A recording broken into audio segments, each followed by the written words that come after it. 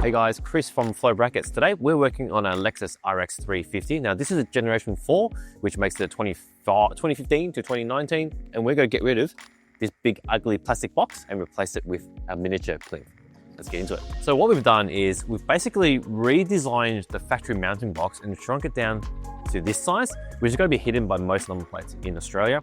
So what you got to do, the first thing is just take everything off, a couple of screws that holds on the plate, and a few more that holds on the box, and everything will drop out.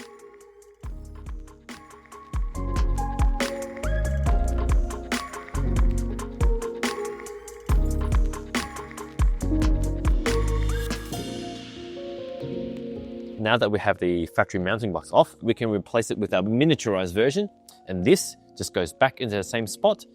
We've got new screws to put in, but let's just take a quick second to appreciate the work behind this, because every line is designed to fit exactly where the grille is, so it's no mistake. When you put it on, it's in the right spot. Now that we have the plinth on, it's time to choose a bracket to suit your plate.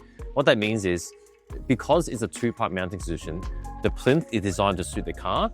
We can't make this to suit every plate in Australia because the combination would be huge. So we've separated, grab the correct bracket. Say if you're gonna run Euro, grab a Euro bracket. That then bolts onto this and it can be reused for your next car.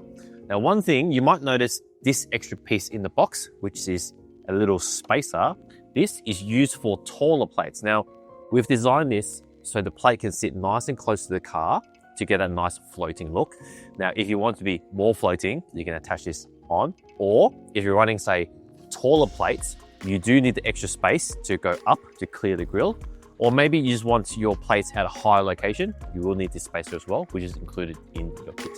So with that out the way, we've got to install some Slimline plates. So I'll grab a bracket, put that onto the plinth, followed by the normal plate. So here we have the customer Slimline bracket. So I have a Slimline bracket to suit in the correct size. Now the idea is to grab the bracket and to mount it to any of the mounting points on the plinth. But what we want to do is mount it just high enough so it kind of disguises that little gap in the grille. So I'll probably mount it there and the plates can bolt straight on. You can adjust it to wherever you like, really.